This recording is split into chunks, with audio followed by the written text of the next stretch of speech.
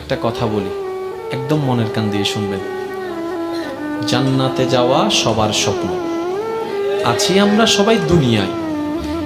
ঠান্ডা মাথায় ভেবে দেখলে দেখবেন এই দুনিয়া এবং জান্নাতের মাঝখানে কিন্তু দুইটা স্টেশন আছে, একটার নাম কবর, একটার নাম হাসর। কবরটা কিরকম?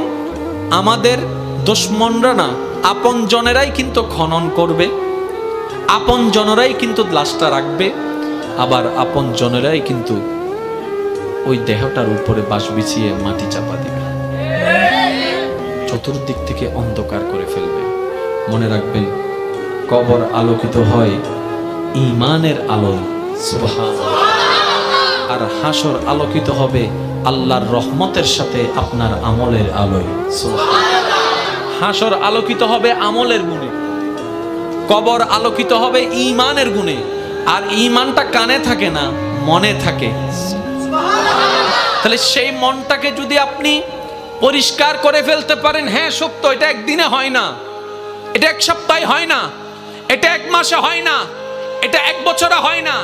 এটা হচ্ছে বান্দা চেষ্টা করতেই থাকবে হিংসা থেকে যেন সে নিজেকে বাঁচাই রাখতে পারে। মন চাচ্ছে অন্যের বদনাম করতে, সে জিহ্বাকে কামড় দিয়ে রাখবে।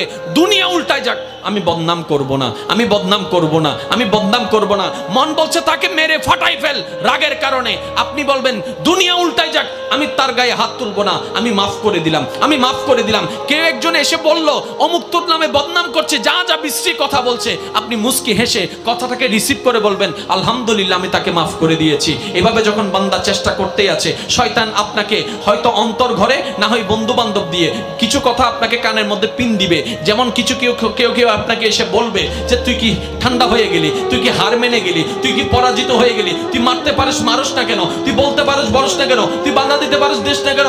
আপনি বলবেন দুনিয়াকে খুশি করার আমার দরকার নাই, আমার রবকে খুশি করার দরকার, সুবহানাল্লাহ। মনে রাখবেন ভাইয়ের একটা কথা, সব কিছুর মূলে রব। আপনি ডাইনে থাকেন, বামে থাকেন, সামনে থাকেন, পিছনে থাকেন, এভরিথিং, সব কিছুর মূলে গিয়ে রব। যেমন আসেন, কষ্ট নেবেন না আমার কথায়। কোন একটা কথা, কোন একটা মানুষ যদি প্রথমে ওই অ্যাক্সিডেন্ট হয়, প্রথমে হলো যে হন মেডিকেল ফুটিয়ে হন্ডা ডাক্তারে সাইয়েরা হবো দে চিরাং মেডিকেল লই যাব এই দে হন্ডা মাতন না হন্ডা চিরাং মেডিকেল আগা হইতাম ডাহলা সাইয়ের হদ জোর হ না, ইয়া বারেন না জাগা সব জান না, বারেন না ইন্ডিয়া লন্ডন যাব, লন্ডন সিঙ্গাপুর ইতারা হদ্দ মারে মা এই মেশিন আর তো নাই। আমেরিকা যাবি, আমেরিকা যাওয়ার পরে ডাক্তার হদ দেয় ইটা হদ আর হনমিকে যাইতো না হইস পডিয়াতুন ঘুরতে ঘুরতে চলি সিধা হন্ডায় আমেরিকা হদ আই আর হন্ড হইম ইতারা তো সিনিয়র হাসে ফাটাইতে ফাটাইতে আর হাসে ফাটাই আ হন্ডে ফাটাইম আর তুন সিনিয়র মেশিন তানটা হনমিককে জোরহনা সিনিয়র মেশিন তার তো হনমিককে। এবার আমেরিকা ডাক্তার হতে আল্লাহ লাগর আল্লাহ লাগর আল্লাহ লাগর আল্লাহ লাগর শেষ ফল দিয়ে এর কি হস আল্লাহ লাগর আল্লাহ লাগর আল্লাহরে ডাক আল্লাহরে ডাক আল্লাহরে ডাক ইটা হদ্দে মাইলে ফিরে ইয়ান যদি এন্ডা হতে কি ইটু দে ইয়া শেষ পর্যন্ত হার হাসে নাম বুঝে দে জোর হ না হার হাসে আরো জোরে হার হাসে আল্লাহ হদ্দে এতম বাদে না ডাক হদ্দে ঠেকাত করি ইয়া কার নাম লর তো জিয়েন ঠেকাত ফরি লম পরে ইয়ান আল্লাহ পছন্দ না করে। আল্লাহ হদ্দে আল্লাহ পাক বলছেন বান্দা ঠেকাই পড়ে আসলে আমি রহমত করি, কিন্তু আমি বেশি খুশি হই যখন আমার বান্দার কোনো ঠেকা থাকে না, সে নিজে থেকেই আমাকে স্মরণ করে নিজে থেকেই আমাকে ডাকতে থাকে, নিজে থেকেই আমাকে ভালোবাসতে থাকে, নিজে থেকেই আমার কাছে চাইতে থাকে, নিজে থেকেই আমার কাছে যখন সিলিন্ডার করতে থাকে, আমি রব ওই বান্দার উপর বেশি খুশি হয়ে যাই। তাই তো 5 ওয়াক্ত ফরজ নামাজ আমার আদেশের কারণে আমার বান্দা দাঁড়িয়ে যায়।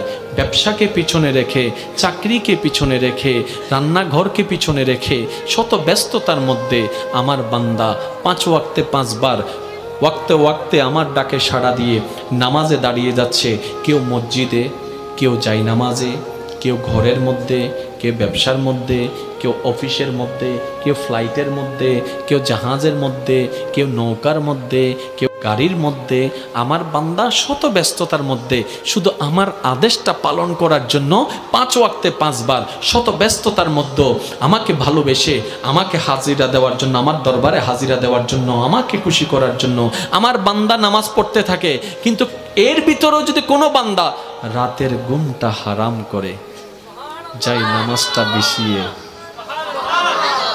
চুপি চুপি সবাই ঘুম তাহাজ্জুদের জন্য দাঁড়িয়ে যায়, আমি রব তখন আরো বেশি খুশি হয়ে যাচ্ছে। কেন? আমি আমার বান্দাকে বলিনি, সে নিজে থেকে এসেছে। আরেকটু জোরে বলেন। আমি আমার বান্দাকে বলেছি, বান্দা ঘুমাও। বান্দা দাঁড়াই গেল জামাতে নামাজে, বান্দা দাঁড়াই গেল যাই নামাজে। এবার ফেরেশতা জিজ্ঞেস করে, মাওলা সে তো ঘুমাই না, দাঁড়িয়ে আছে। বান্দা বলে যে আল্লাহ তোমারে চাই, তোমার রহমত চাই। রব বলে যে এই জিনিসটাই তো আমার ভালো লাগে, যেটা নিজে থেকে বান্দা আমার জন্য করে। সুবহানাল্লাহ। একটু দেখেন, এখানে কঠিন কিছুই নাই। মনে রাখবেন ভাইয়েরা, সব কিছুর মূলে হচ্ছে কে? তো যেখানে মূলটা আপনার আল্লাহ, আগে থেকে ওটা ওনাকে ধরে বসে থাকেন না। ওয়াতাসিমু বিহাবলিল্লাহ। সুবহানাল্লাহ। তাহলে কিন্তু আর এত দিক বেদিক ডাইন বাম করার কোনো সুযোগ দরকারই নাই। বলেন না?